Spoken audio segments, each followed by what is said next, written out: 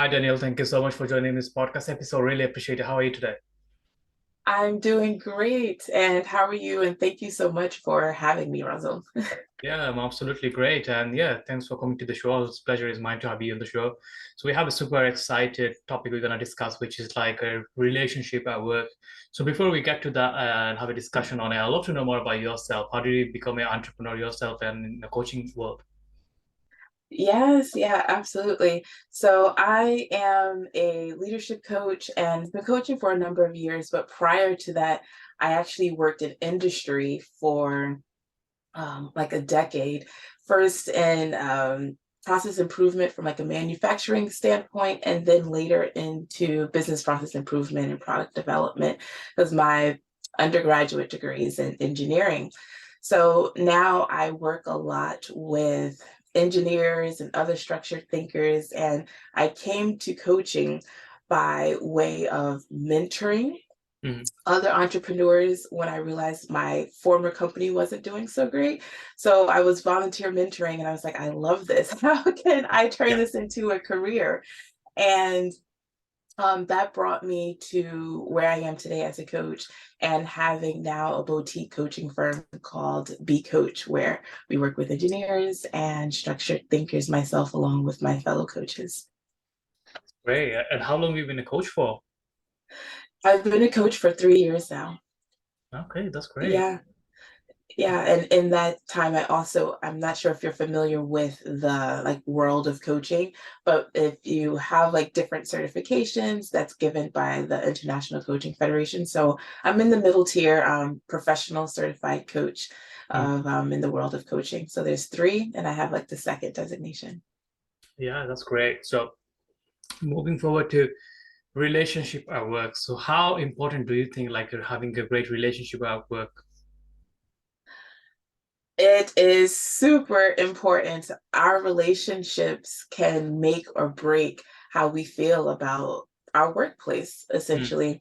If we are getting along with our colleagues, with our bosses, even the like grimy work that you have to do can have a little bit of fun if we're like all in it together. So those relationships are super, super important. Yeah, like we oftentimes spend more times in the workplace rather than at home. Like the colleague you see more hours during the day compared to you see your family members. So it is important part of our life, and oftentimes the relationship is not great with the colleague or the bosses or the employees, wherever the scenario is. And Mhm. you work with like a leadership or organization yourself. What type of like a problem you see on the organization with like they having a difficulties on the relationship?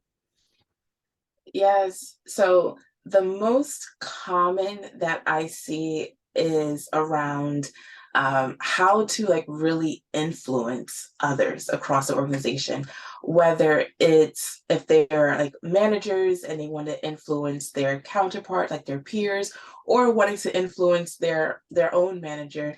Having that relationship with others Mm. can help.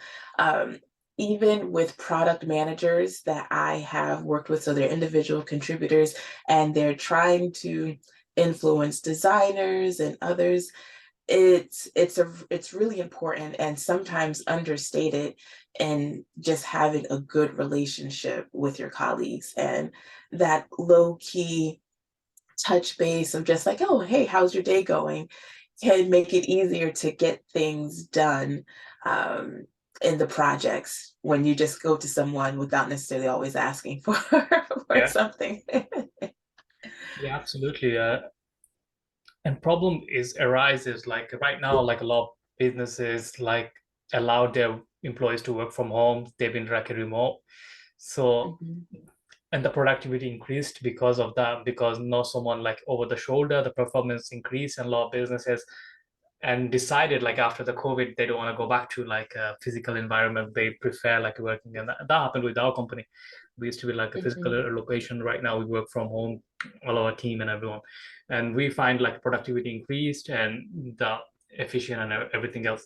Do you see Like, is that really actually a good thing, or like is there effect on the relationship building in wise? Because you're not seeing your team members every day, you're not having like a face-to-face communication how you'd have like if we on our working office. Yes, yes. So it has affected relationships, and that people now have to figure out, how do my colleagues want to be communicated with? Because we have this thing of like death by email versus all the Slack conversations. And what works for one person may not work for the other. Mhm. So, understanding how to connect to your colleagues is also important, because we don't have the FaceTime. But even when we did have regular FaceTime, it kind of was the same thing. If you see someone with their head down on their desk, just super focused, maybe I should come back in an hour or so to connect. So understanding your colleagues, but now we're doing it in a virtual setting where you may send an email and that person doesn't respond for like 24 plus hours, but you send them a Slack message Yeah, and they're on it right away. And that varies from person. There were others, they prefer like a quick 5-minute call.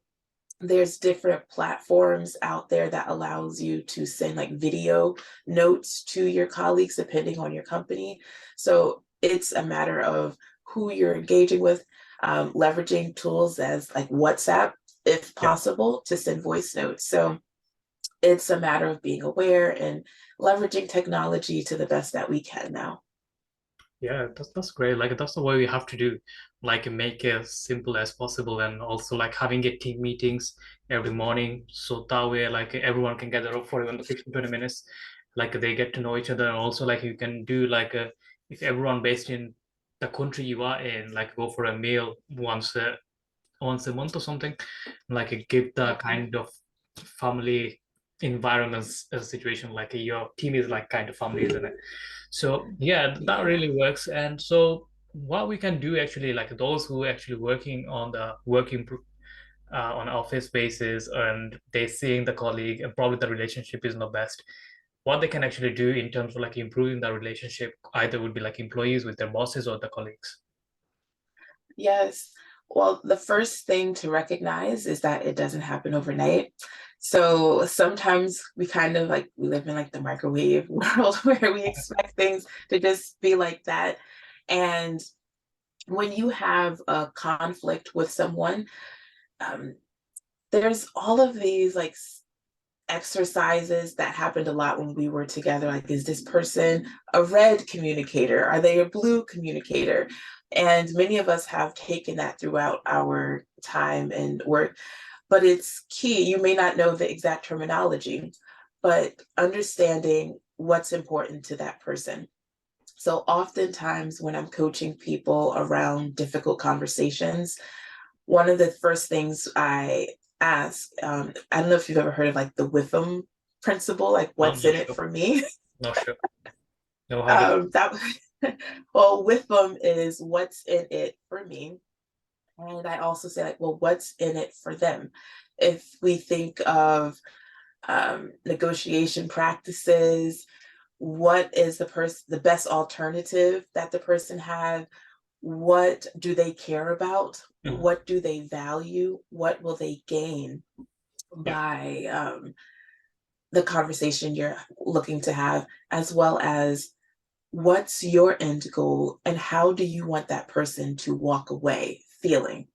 right. What so thinking about that person first can help you start to like create your narrative, determine how best to engage with them, because we are all in the same boat. We, at the end of the day, have the same goal to help our customers, our clients, as well as provide food for our families and Yeah, ourselves. So if we think about it in that way, we all have a common interest to collaborate and work together. And we may not get along and like everyone, but we can at least respect one another. And also, I try to come from like a practical standpoint because we all are such individuals, and maybe you may not get to like a very nice place, but you can get to like a respectable place. Yeah, yeah, I totally agree on that. And like Hmm. you have to be like have a communication, isn't it? Like for like a great relationship, always start with a communication. So if your boss is not treating you right, like you have to let them know what's going on, what the things you don't like and dislike, and then come to the conclusion. Like if they saying bad stuff to you, like say to warning them, like hey, this is not the way you can talk to me.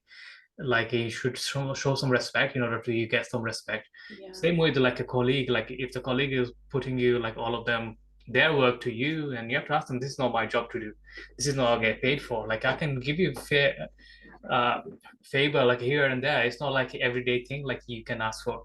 So those kind of things actually make the conflict in an organization. Do you agree on that? 100%, 100%. And one thing I would add to that is the cultural standpoint. So we have companies that are international. Like I work with people in South Africa, I work with people in India, China, and they're working with people also around the world. Mhm. And when I coach, I um, try not to take this lens of where I come from, where especially like women have more ability to speak up Yeah, versus in other countries and around the world where they don't have that.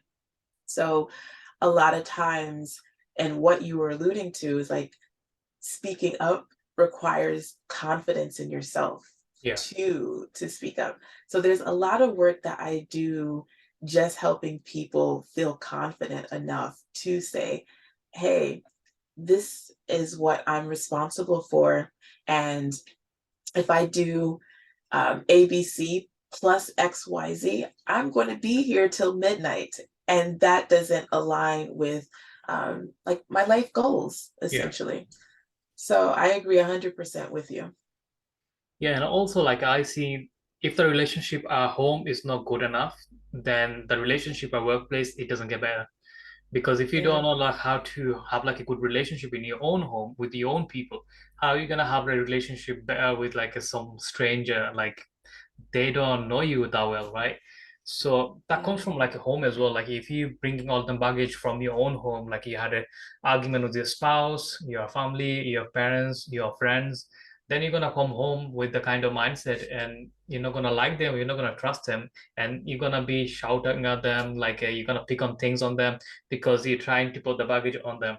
So how do Mhm. you can leave our home stuff at home and keep like a better relationship at home as well, at the same time, and focus on like our work environment we can make it better.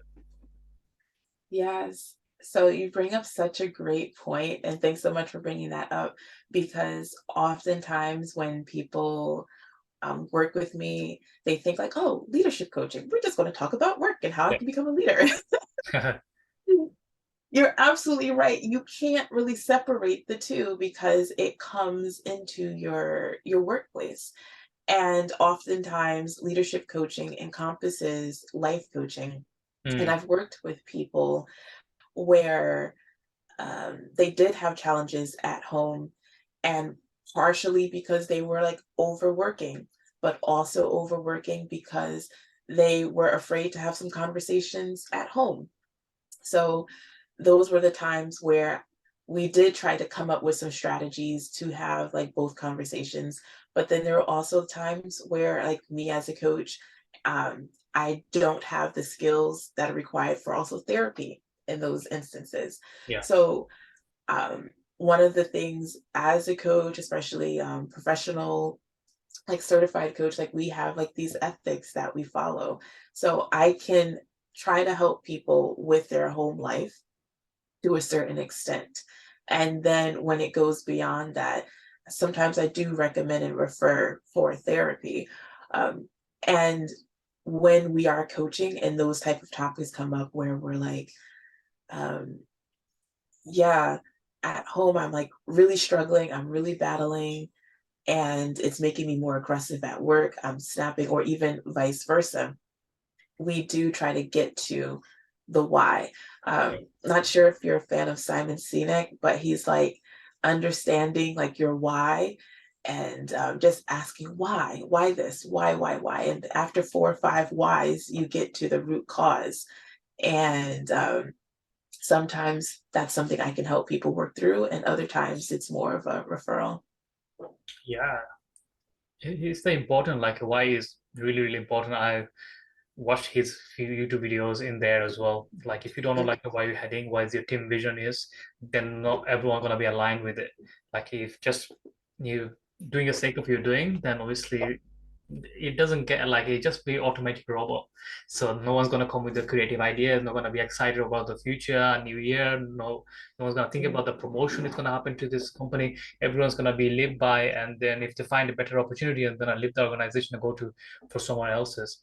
So yeah, Mhm. I find it like you need to have like a vision, and you need to know why you're doing it, why your team should believe in it, and putting everyone in a line, then it makes it so much easier to build the kind of culture and relationship.